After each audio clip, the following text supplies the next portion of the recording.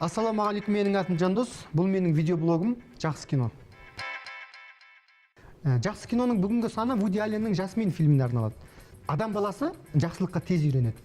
Жылы үй, мамық төсек, тіске басар тәтті жұмсақ, біздің өмір бойы талпынып келе жатқан игіліктеріміз десе болады. Яғни біз өмірімізді жақсарту үшін түрлі ғылым білім игереміз, замананың зейнетін үстімізге ілмек үшін, бар әлемнің салтанатын білмек үшін тырмысып алға жүріп келе жатырмыз. Түрлі инновациялық хай-тек жобалар, ғарышқа сапар, жерден көңін жыртып, судың тұңғиығына сүңгіп іздейтін ғылыми жаңалықтар, өндіріс пен сауда-саттықтағы тынбай ізденулердің басты себебі не деп ойлайсыз? Неге керек осы жанталас деп кейде бір ойға қаламыз ғой. Бәрі айналып келгенде 15 минуттық дастархан басындағы өңештен өтіп, өзекте тұрақтайтын ас ауқаттың қамы ғана. Жасыратын жоқ, ар жағымыз ылди болған соң, көрген баққан аңсап іздеген игілігіміз көп жағдайда осы болып жатады. Адам өз бақытын қарын тоқтыққа, қымбат көлікке, зәулім үй, жалт-жұлт әшекейге байлап қояды. Я дарю его сейчас, чтобы ты могла надеть его завтра на вечеринку. Дорогой, он потрясающий. Ендеше біздің Жасмин осынша байлық пен салтанаттан бір сәтте айырылып, қу тізесін құшақтап қалған бейшара кейіпкер. Кедейге кедей ғұмыр қалыпты шығар енді, бірақ байлықтан соң тып-типыл жоқшылыққа ұрынған жанның азабын айтсаңызшы. Наверное, это ужасно, да? Сегодня ты на вершине мира, а завтра... А парень то еще жулье. Да. Әйгілі Ақбас интеллигенттің бірсыпыра фильмдері секілді бұл туындыда прокаттаса бір табысқа жете қойған жоқ өзі. Вуди Алленнің фильмдері сондай.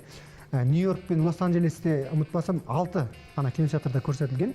Алғашқы аптасында 613 мыңға жуық қаржы тапқан екен, алғашқы 3 күнде.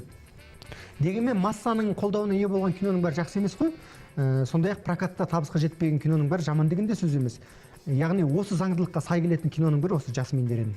Жасминді өз басым бірден мен көріп шықтым. Анау айтқандай шиеленіске толы сюжет жоқ, соншалықты күрделі бір түсірілім жұмыстарын байқамайсыз. Ендеше 2014 жылғы Британ кино академиясының, Алтын глобустың, Оскардың ең үздік әйел рөлі номинациясы жұлып түскен бұл фильм сізбен бізге не үшін қызық болуы мүмкін? Әлбетте бұл Кейт Бланшеттің актерлік өнері. Тек австралиялық Кейт Бланшеттің қарымы кино танитын талғампаз көрерменге бұрыннан таныс. Бірақ бұл жолғы Вуди Алленнің иронияға толы сценарийі, оның талантын бір тап басып, шеберлігінің тоғанын ағытып жібергендей бір әсер береді. Кәсіби біліктілігі бір биіктен кісімсейтіндей. Ойын расында ғажап.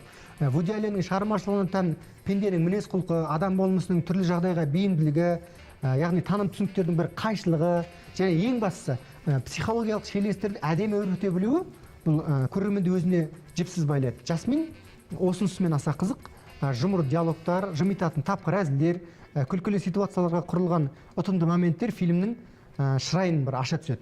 Әдетте Сан-Францисконың шуақты күні құдды киноға арнап салынғандай дөңес көшелері көп фильмнен байқаған шығарсыз. Декорацияға бергісіз бір жапсарлас орналасқан үйлердің фонындағы жайдар әңгімелер ерекше бір аура туғызады. Вуди Алленнің киноларына тән параллель монтаж немесе флешбек тәсілі Жасминде де көрініс береді. Ендеше сіз байлық пен бір мансапқа кенелген шаттық дәуірінде бір шалқи бергенде кенет параллель монтажға тап келесіз. Алды тұман, болашағы бұлыңғыр, тығырыққа тірелген бір 40 жастың баянсыз кризисінде құлазисіз. Не то чтобы нужно. Но разве не прелесть? Эта песня играла, когда мы с Хеллом впервые встретились. Вот что я... Господи, я не помню. Адам өткен күніне өкіне берсе, уайым түбі тұңғиық дейді ғой, түбіне тартады. Ендеше Жасмин де ойлай ойдың арбауына түскен, жағдайы расында аянышты, паналап келген сіңілісі де оңып тұрған жоқ, күн үшін күн жеген бір бейшара ғой. Кісі қызығарлық не тұрмысы, не салты жоқ салдырлақ өмір. Егер сіз Дедпул немесе Капитан Америка, Спайдермен секілді сырты жылтырақ мәнпәсиге әуес бала көңіл көрермен болсаңыз, онда Вуди Алленнің бұл интеллектуалдық фильмі сіз үшін емес. Бұл мәнпәси емес, бұл басқаша. Бұл реал жағдайға жақын, сізбен біздің арамызда біреудің өмірі болуы мүмкін. Фильм жайлы қысқаша айтар болсам, осы қазір не көп, кино көп, ал жақсы кино аз. Сондықтан әрдайым бізбен бірге болыңыз.